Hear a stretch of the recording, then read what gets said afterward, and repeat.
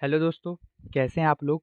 स्वागत है आपका लोक स्टडी पे। आज हम 12th क्लास बायोलॉजी का एक चैप्टर उठा रहे हैं रिवीजन के लिए, वो है sexual reproduction in flowering plant.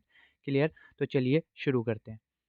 देखिए, इसमें सबसे पहले हम समझते हैं pre fertilization structure and events. कहने का मतलब है कि फर्टिलाइजेशन से पहले फ्लावर के अंदर कौन-कौन सी स्ट्रक्चर्स होती हैं, क्या स्ट्रक्चर्स देखने को मिलती है, क्या उनमें चेंजेस आता है और कौन-कौन से इवेंट्स हमें देखने को मिलते हैं प्री फर्टिलाइजेशन में, यानी कि फर्टिलाइजेशन से पहले। तो देखिए, यहाँ पर लिखा हुआ है in the flower the male and in the flower the male and female reproductive structure are androecium and gynoecium respectively which are differentiate and develop।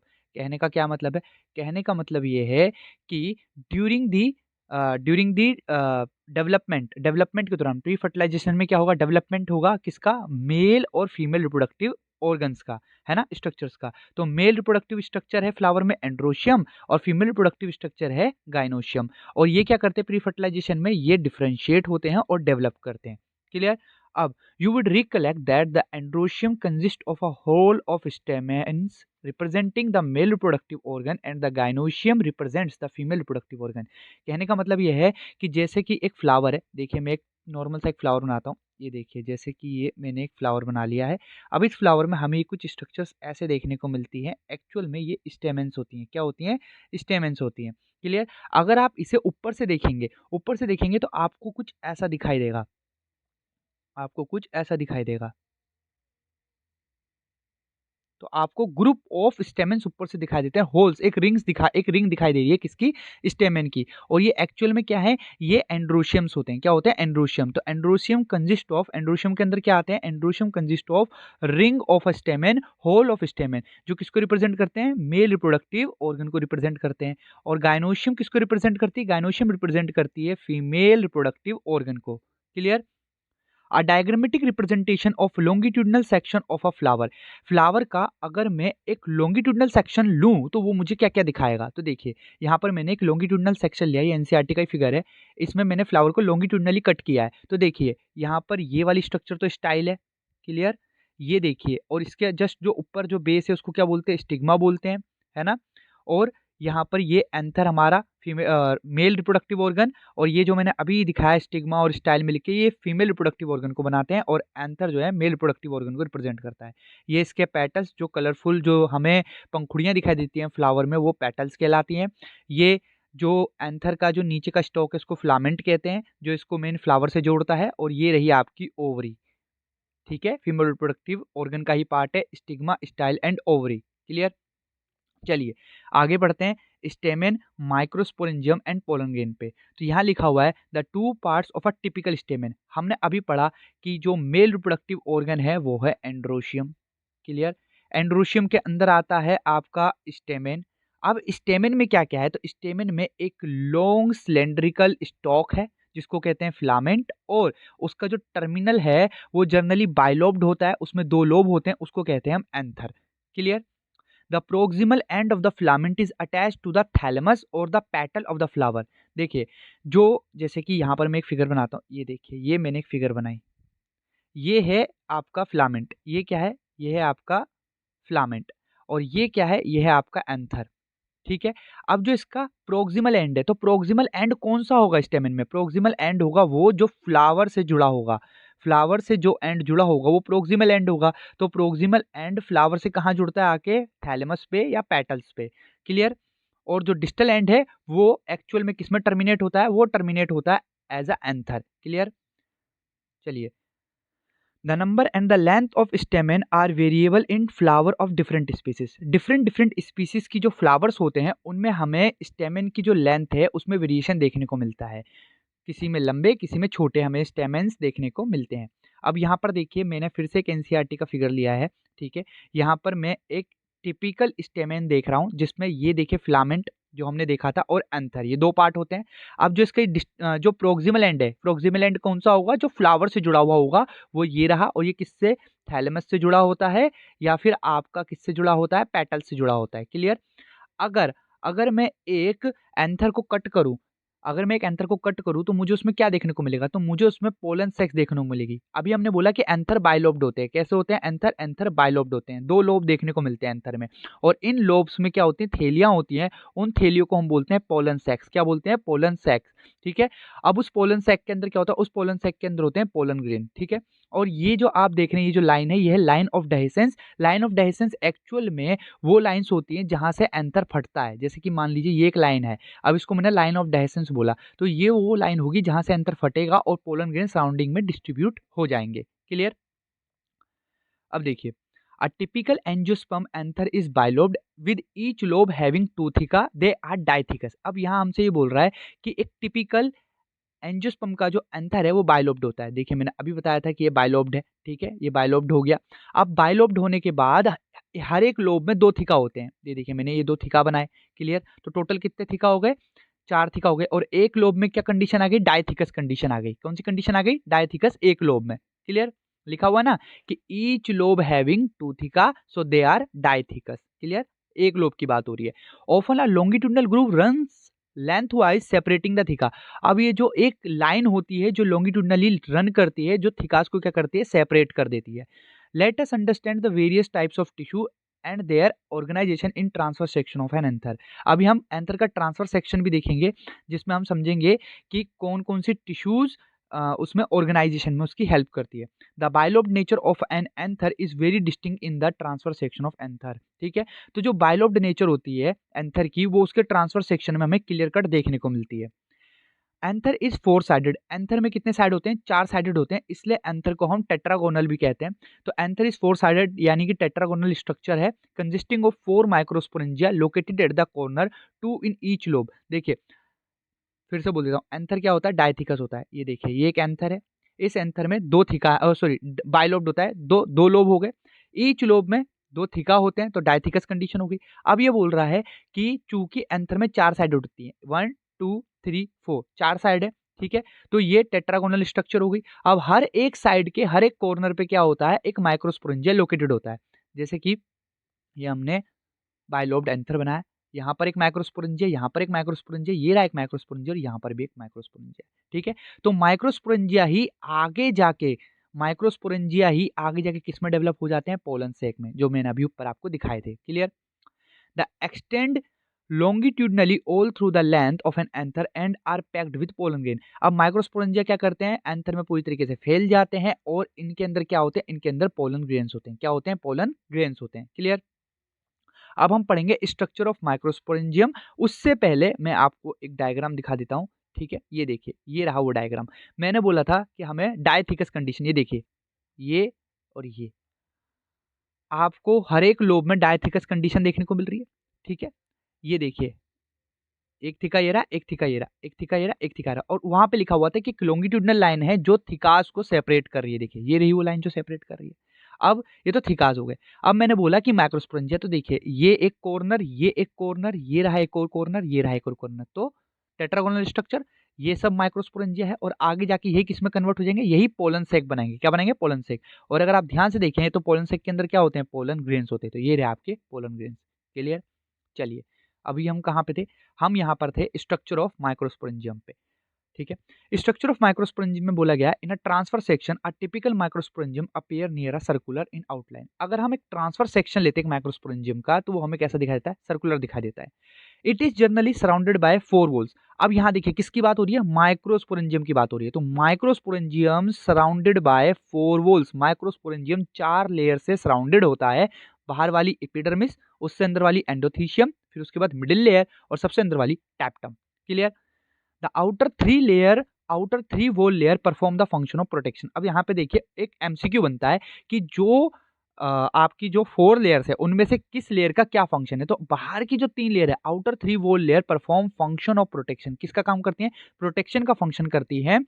और हेल्प इन डहिशंस ऑफ एंथर, और एंथर के फटने में, एंथर के डहिशंस में भी help करती है, जिससे पोलन रिलीज हो जाते हैं। क्लियर, तो फिर एक लेयर बच गई ना इनर मोस्ट। तो इनर मोस्ट लेयर क्या काम करती है, तो इनर मोस्ट लेयर का नाम होता है टैप्टम। क्या नाम होता है, tapetum.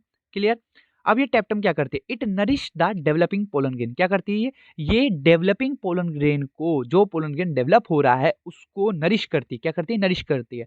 Cell of tapetum possess dense cytoplasm. मान लीजिए ये एक टैप्टम की सेल है। क्या है, टैप्टम की एक सेल है।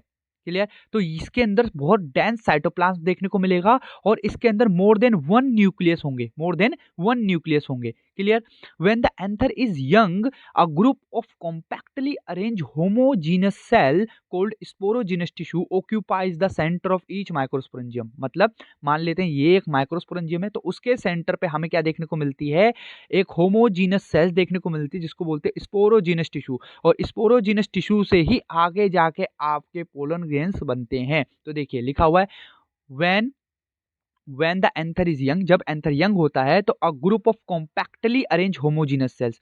होमोजीनस सेल्स होती है जो बहुत ही ज्यादा कॉम्पैक्टली बहुत पास पास अरेंज होती है, उनको स्पोरोजीनस टिश्यू कहते हैं, जो कि हमें माइक्रोस्पोरेंजियम के सेंटर में देखने को मिलती है। और उसी से आगे जाके आपकी ये जो 4 लेयर है माइक्रोस्पोरेंजियम की डेवलप होती है, उसके बाद उससे पोलन ग्रेन डेवलप होता है।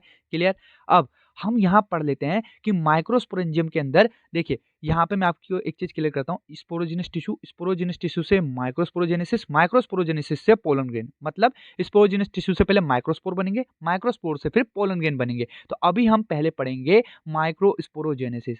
माइक्रोस्पोरोजेनेसिस में हम ये पढ़ेंगे कि माइक्रोस्पोर कैसे बनते हैं। फिर जब माइक्रोस्पोर बन जाएंगे तो हम उसकी डेवलपमेंट पढ़ेंगे कि माइक्रोस्पोर से पोलन ग्रेन कैसे बनते हैं। क्लियर, चलिए शुरू करते हैं। Microsporogenesis, as the anther develop, जैसे जैसे एंथर डेवलप होता है the cells of sporogenous tissue undergo meiotic division. याद रखिए 2 तरीके के डिवीजन होते हैं, एक होता है माइटोटिक डिवीजन और एक होता है आपका मियोटिक डिवीजन।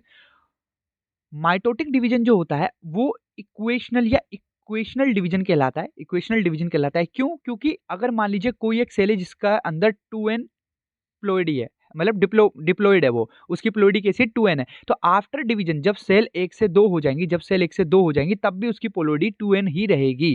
ठीक है, तो वहां पे डिप्लोइड से डिप्लोइड सेल बनती है। लेकिन माइटोटिक डिवीजन में ऐसा नहीं होता। अगर यहाँ पर 2n कोई एक सेल है जो डिप्लोइड है, अगर वो डिवीजन करके 2 नई सेल बनाती हैं तो वो दोनों सेल हैप्लोइड होंगी, nn होंगी। तो यहाँ पे आप क्या देख रहे हैं कि क्रोमोसोम का नंबर क्या हो गया, हाफ हो गया। क्या हो गया, हाफ हो गया। क्लियर, तो यहां पर हमें कौन सा डिवीजन देखने को मिलता है, रिडक्शन डिवीजन देखने को मिलता है। कौन सा डिवीजन देखने को मिलता है,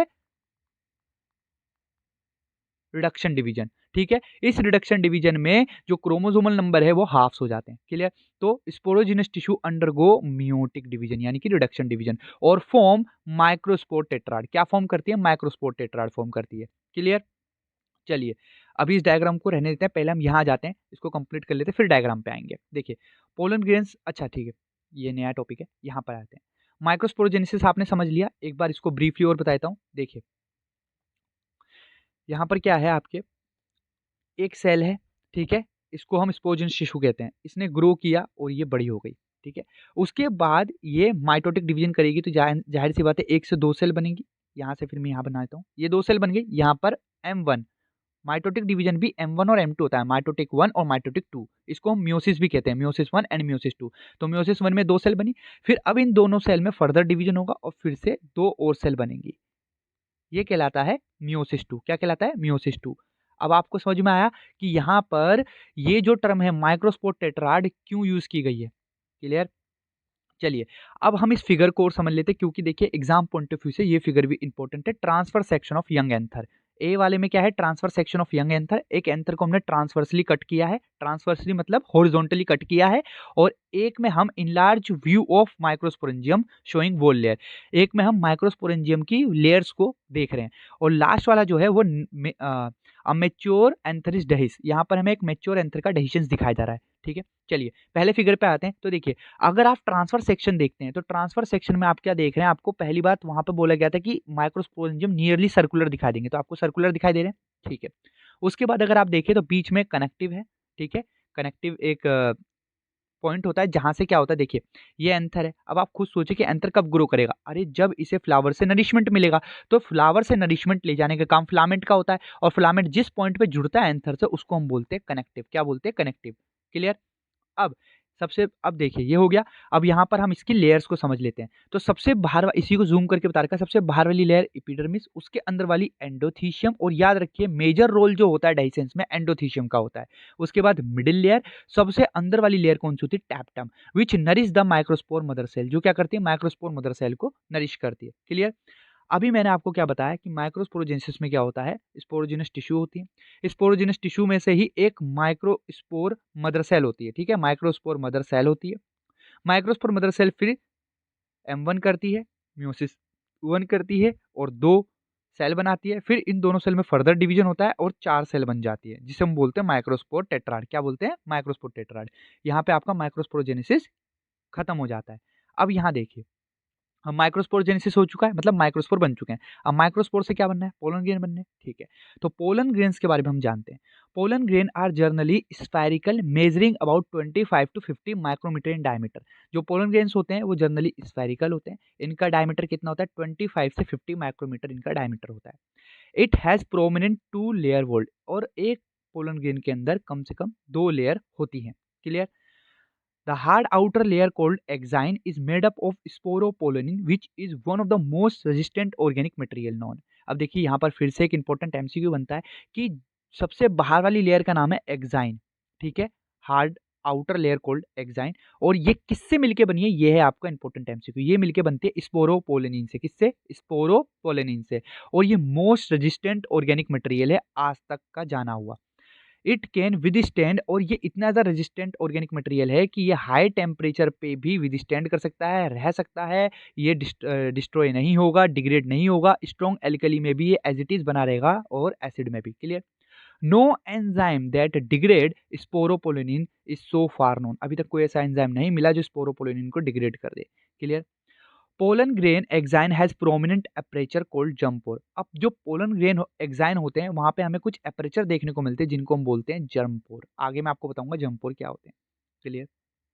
देखिए पोलन ग्रेन का स्ट्रक्चर है, ये कुछ माइक्रोस्कोपिक स्ट्रक्चर हैं पोलन ग्रेन के, माइक्रोग्राफ्स हैं, इस टाइप के पोलन ग्रेन होते हैं। यहाँ पर ये एक इलेक्ट्रॉन माइक्रोस्कोप से लिया हुआ पोलन ग्रेन का स्ट्रक्चर है, ये वाला।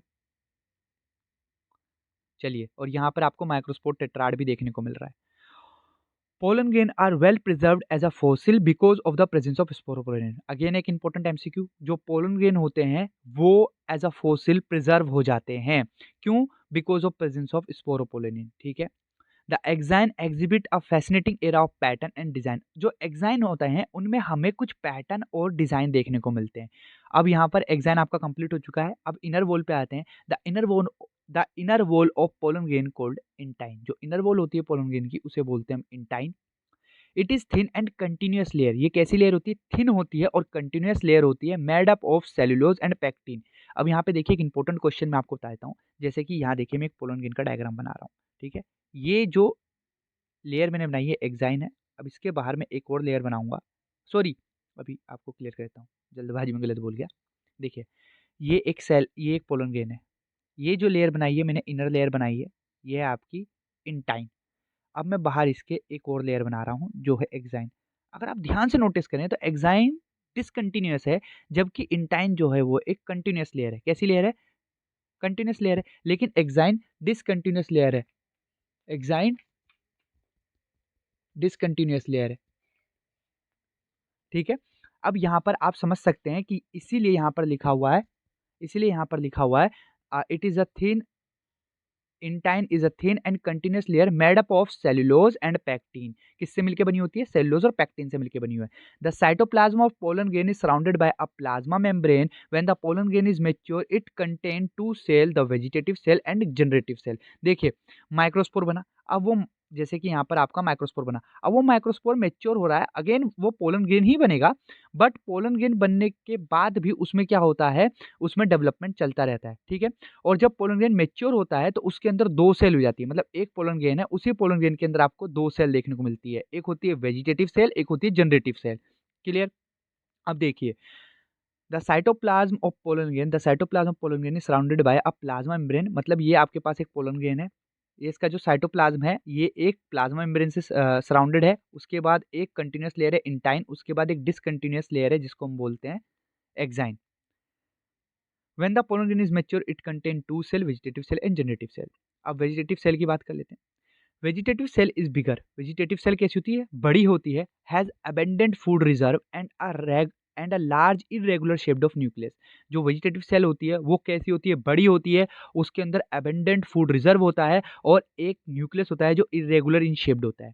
Generative cell is small. Generative cell कैसी होती है? स्मॉल होती है और it floats in the cytoplasm of the vegetative cell, और वो वेजिटेटिव सेल के साइटोप्लाज्म में फ्लोट करती है। तो देखिए यहाँ पर मैं एक डायग्राम बनाता हूँ बड़ा सा, और यहाँ पर देखिए ये मैंने बनाई वेजिटेटिव सेल, ये मैंने बनाई जनरेटिव सेल।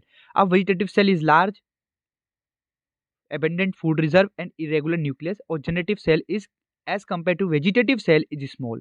बट एक आपको डिफरेंस बताता हूँ, जो जनरेटिव सेल है इसका जो न्यूक्लियस होता है, वो लार्ज होता है as compare to vegetative cell. क्यों? क्योंकि जनरेटिव सेल ही वो सेल है जो आगे जाके डिवाइड होगी और दो नई सेल बनाएगी, दो नई आपकी गैमेटिक सेल बनाएगी। क्लियर?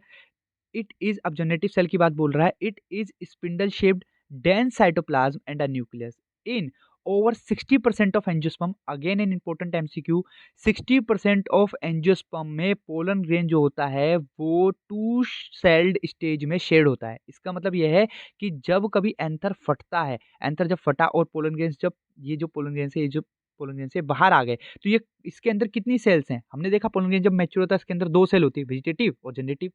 तो दो सेल कंडीशन में निकल रहा है पोलन ग्रेन, लेकिन यहां बोला गया है कि 60% एंजियोस्पर्म में ऐसा देखा जाता है। तो मतलब इसके अलावा और सेल्ड स्टेज होती होगी? हाँ है। पोलन ग्रेन या तो देखिए दो सेल्ड स्टेज में निकलेगा, या फिर जो पोलन ग्रेन होता है वो आपका थ्री सेल्ड स्टेज में रिलीज होता है। किससे? एंथर से। तो हमें 60% एंजियोस्पर्म में जो है टू सेल्ड स्टेज देखने को मिलती है जो पोलन ग्रेन शेड होता है, या फिर हमें बचे हुए 40% में कैसी देखने को मिलती है? थ्री सेल्ड स्टेज देखने को मिलती है। In remaining species the generative cell divide, remaining species में जनरेटिव सेल डिवाइड कर लेती है माइटोटिकली। फिर से बोल रहा हूँ, माइटोटिकली। यहाँ माइटोसिस हो रहा है, मियोसिस नहीं हो रहा।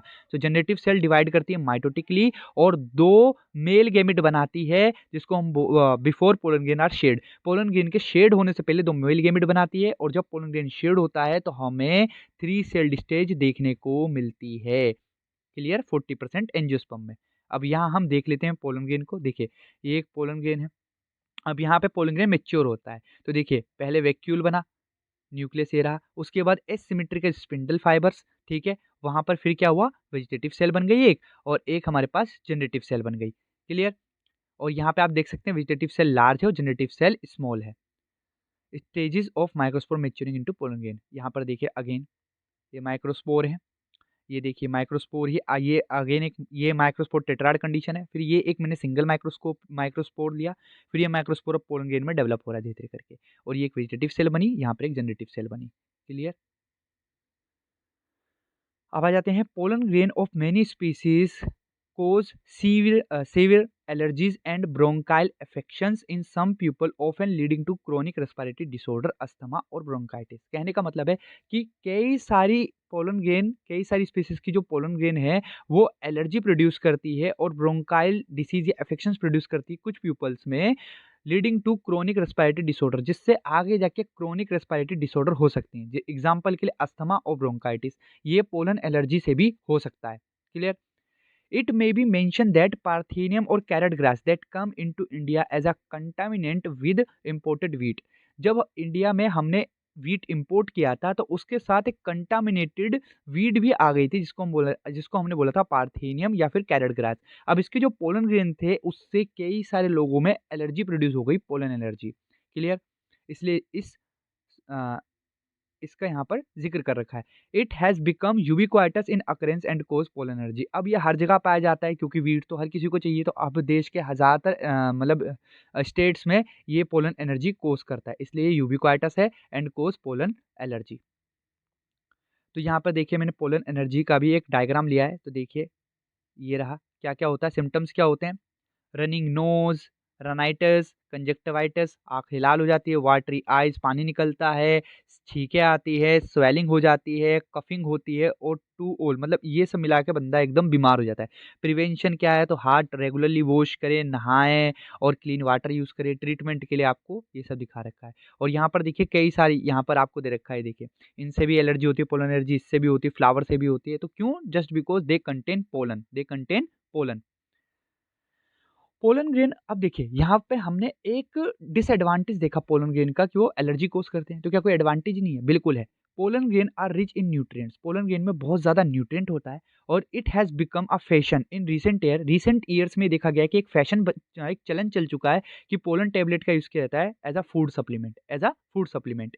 इन western countries, large number of pollen product in the form of tablet and syrup are available in the market. मतलब मार्केट में, वेस्टर्न कंट्रीज में मार्केट्स के अंदर जो पोलन ग्रेन है वो एज अ टेबलेट और एज अ सिरप बिक रही है फूड सप्लीमेंट के रूप में, ठीक है। Pollen consumption has been claimed to the performance of athlete and race horse. जो एथलीट्स होते हैं उनकी परफॉर्मेंस बढ़ाने के लिए, और जो रेस के घोड़े होते हैं, रेस हॉर्स जो होते हैं, उनकी परफॉर्मेंस बढ़ाने के लिए उन्हें पोलन का कंजम्पशन किया जाता है। ये देखिए, ये रहे फिर से एक एनसीईआरटी का मैंने डायग्राम उठाया है, ये आपको पोलन टेबलेट फ्रॉम इंग्लैंड, ठीक है। अब when once they are shed, देखिए एक बार अगर एंथर से पोलन ग्रेन शेड हो गए, एक बार एंथर से पोलन ग्रेन क्या कर गए, शेड कर गए, तो वो कब तक उनके अंदर वेबिलिटी रहेगी, कब तक वो जीवित रहेंगे, कब तक वो मतलब फर्टिलाइज हो सकते हैं, ठीक है। तो ये लिखा हुआ है when once they are shed, जब एक बार वो शेड हो जाते हैं, pollen grains have to land on the stigma, pollen grains को कहाँ लैंड करना है, स्टिग्मा के ऊपर। ये देखिए, ये मैंने एक फीमेल रिप्रोडक्टिव ऑर्गन मतलब आगे आपको पढ़ाऊंगा नेक्स्ट लेक्चर में, तो अभी मैं एक रफ डायग्राम बना लेता हूँ। ये स्टिग्मा होता है, स्टाइल होता है, ओवरी होता है। तो जैसे ही पोलन ग्रेन शेड होता है वैसे ही उसे स्टिग्मा पे लैंड होना होता है। जब तक वो अपनी वेबिलिटी लॉस करते उससे पहले उसे स्टिग्मा पे लैंड होना पड़ता है। If they have to bring about fertilisation, अगर फर्टिलाइजेशन आपको चाहिए कि फर्टिलाइजेशन हो तो पोलन ग्रेन को आपको कहाँ लैंड कराना पड़ेगा, स्टिग्मा पे। The period for which pollen grain remain viable is highly variable and to some extent depending on the prevailing temperature and humidity। मतलब जो पीरियड है जब तक पोलन ग्रेन क्या करते हैं, वेबल रहते हैं, ये बहुत ज़्यादा वेरी करता है। मतलब कोई कांस्टेंट आपके पास फिक्स टाइम नहीं है कि पोलन ग्रेन इतने समय तक ही वेबल है, ठीक है। और ये किस पे डिपेंड करता है, वेबिलिटी किस पे डिपेंड करती है पोलन ग्रेन की, टेम्परेचर पे और ह्यूमिडिटी पे। इन सम क्रेल्स, कुछ अनाजों में जैसे कि आपके राइस हो गए, व्हीट हो गए, पोलन ग्रेन अपनी वेबिलिटी 30 मिनट के अंदर लूज कर देते हैं आफ्टर रिलीज। इन सम मेंबर्स, जैसे कि ये देखिए फिर एक इंपॉर्टेंट क्वेश्चन कि रोजेशिया, ल्यूमिनेशिया और सोलेनेशिया फैमिली में जो पोलन ग्रेन होता है वो अपनी वेबिलिटी 4 मंथ्स, कई महीनों तक रख सकता है। मतलब अगर कोई पोलन ग्रेन शेड हुआ और वो स्टिग्मा पे ना गिरकर कहीं और गिरा और आपने 1 महीने या कुछ महीने के अंदर उसे यूज़ करके किसी और उसी की स्पीशीज़ से रिलेटेड किसी स्टिग्मा के ऊपर रख दिया, तो चांसेस है कि वो फर्टिलाइज़ हो जाए। इतनी ज़्यादा उसकी वेबिलिटी होती है और ये हमें रोजेशिया में, ल्यूमिनेशिया में और सोलेनेशिया में ये देखने को मिलता है। It is possible to store pollen grain of a large number of species for years in liquid nitrogen. देखिए, हम लिक्विड नाइट्रोजन में पोलन ग्रेन को स्टोर कर सकते हैं कई सारी स्पीसीज के 4 ईयर्स, कई सालों तक। कितना टेम्परेचर रखना पड़ेगा, -196 डिग्री सेल्सियस आपको टेम्परेचर रखना पड़ेगा और आपको नाइट्रोजन का सोल्यूशन यूज करना पड़ेगा for preserving the pollen grains. Such stored pollen, such stored pollen can be used as pollen bank similarly to seed bank in crop breeding program। और हम पोलन ग्रेन को क्यों स्टोर कर रहे हैं, ताकि हम पोलन्स का यूज कर सकें, और ये हमें कहाँ से मिलेंगे, पोलन बैंक से मिलेंगे, और इसका यूज हम करेंगे क्रॉप ब्रीडिंग प्रोग्राम में, ठीक है। अब यहाँ पे मैं आपको क्रायो प्रिजर्वेशन भी बताया था। देखिए, cryopreservation derives from Greek word cryos means cold, thus it refer to preservation of biological tissue in sub zero temperature typically -196 degree Celsius. तो क्रायो प्रिजर्वेशन में हम -196 डिग्री सेल्सियस पे बायोलॉजिकल टिश्यू को क्या करते हैं, प्रिजर्व करके रखते हैं। At this temperature all the biological activity of cell tissue is effectively stop और सीज, क्या हो जाती है, बंद हो जाती है, रुक जाती है सारी बायोलॉजिकल एक्टिविटीज इस टेम्परेचर पे। Cryogenic storage at very low temperature is presume to provide an indefinite not linear infinite but longevity of cell. अब यहाँ पर हम जो क्रायो प्रिजर्वेशन कर रहे हैं उससे सिर्फ और सिर्फ क्या मिल रहा है, सेल की लॉन्गेविटी बढ़ रही है, सेल लंबे समय तक चल सकती है, जी सकती है। वो मतलब अगर हम नेचुरली देखें तो सेल का एक वेबिलिटी पीरियड होता है जिसके बाद वो नष्ट हो जाती है, वो अपने आप ही उसकी डेथ हो जाती है। बट क्रायो प्रिजर्वेशन से हम उसकी लॉन्गेटिविटी बढ़ा सकते हैं। Pre implantation embryos, oocyte, spermatogenesis, ovarian tissue can be cryo preserve. और क्रायो प्रिजर्वेशन के लिए हम इन सब का मतलब इन सब को हम क्रायो प्रिजर्व्ड करते हैं। तो आज के लेक्चर में इतना ही, मिलते हैं आपसे नेक्स्ट लेक्चर में। Thank you for your attention.